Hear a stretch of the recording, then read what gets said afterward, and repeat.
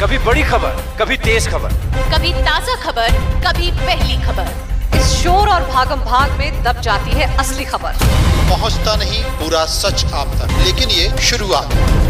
उठाएगा हर हकीकत से पर्दा, लगेगी सच्चाई और भरोसे पर मोहर। एक बार फिर आपके हक के लिए बुलंद करेगा आवाज। रीवा से अनिल शर्मा। रीवा जेल से बाहर आए कमांडो का गंभीर आरोप, कहा कैदियों को मिल रही यातनाएं, अधिकारी सुविधाओं के ले रहे रुपये।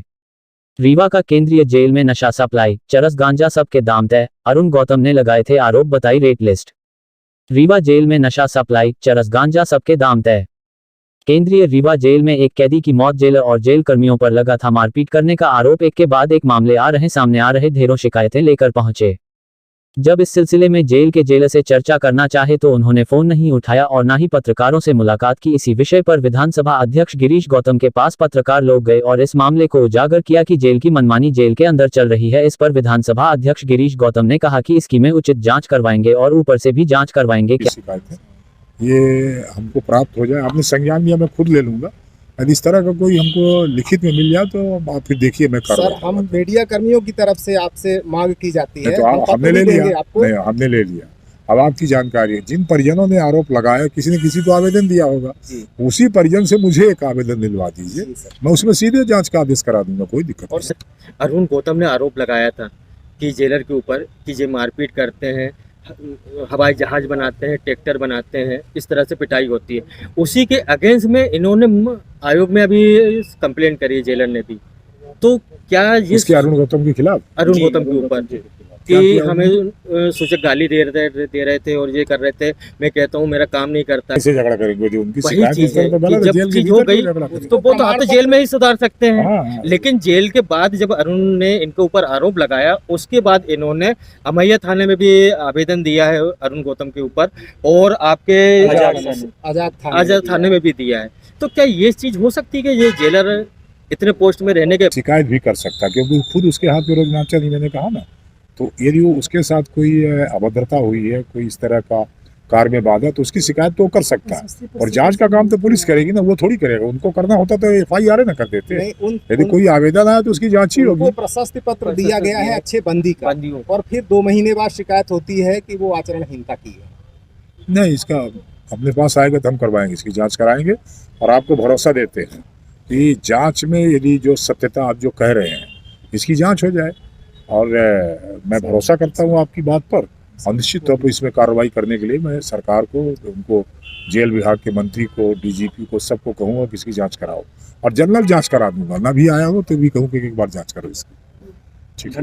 एक बंदी की अभी 4 दिन पहले मौत हुई है, और परिजनों का आरोप है कि उसको जेल में पिटाई की गई थी और मारने से उसकी मौत हुई है। और उसको बल यहाँ से मिलता है कि हॉस्पिटल के डॉक्टर भी कहते हैं मृत अवस्था में लाया गया था। हम लोग पत्रकार होने के नाते जेलर से और अधिकारियों से अभिमत लेने के लिए गए थे, और उन्हें मिला नहीं। हमसे 3 घंटे तक हम इंतजार करते रहे।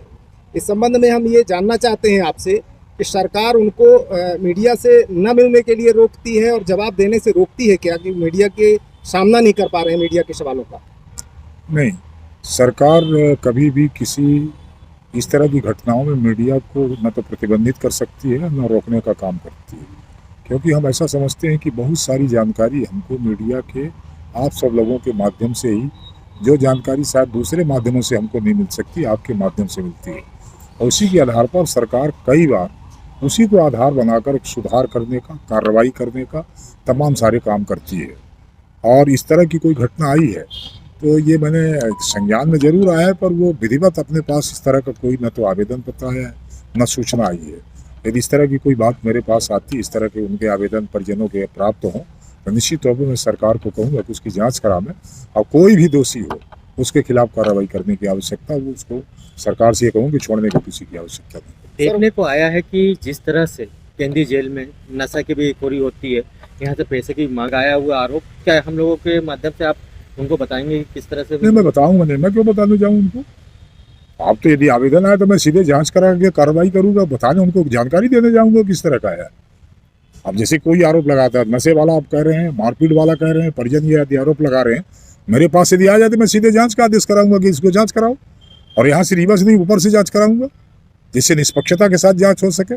आरोपों की सत्यता की पुष्टि होती हो तो वो हो जाए तो कार्रवाई हो जाएगी उस। लोग आवाज उठाते हैं तो उनके ऊपर फर्जी लोगों से तरह तरह का फर्जी पत्राचार करा के उनके ऊपर फर्जी मुकदमा कराने की तैयारी। जी तो वो थोड़ी करेंगे, उनके पास FIR का पावर नहीं होता। अभी वो तो से वो भी थाने में शिकायत करेंगे और सीधे FIR का रोज नामचा उनके पास नहीं होता, जेल के पास रोज नामचा नहीं होता। अभी ये करूं जिसके पास रोज नामचा होता है FIR वही कर सकता है, रोज नामचा थाने में होता है। नहीं, वो झूठी शिकायत। हाँ वो शिकायत करेंगे, दो ये महीने कर बाद सकते हैं। घटना की बात की हमें जाति सूचक या धमकी दिए, 2 महीने बाद घटना के आगे थाने में शिकायत करते हैं। इस ना तरह का निश्चिंत रहिए, इस तरह की शिकायत जो आपने बताई है इसको मैं स्वतः संज्ञान लूंगा और इसकी मैं खुद कहूँगा अधिकारियों से जांच कराने की और उच्च अधिकारियों से कहूँगा कि इसकी जांच करो। वहाँ सर और अभी CCTV आपने देखा कैमरे है, नहीं- अभी आपने देखा एक जेल के भीतर जिस तरह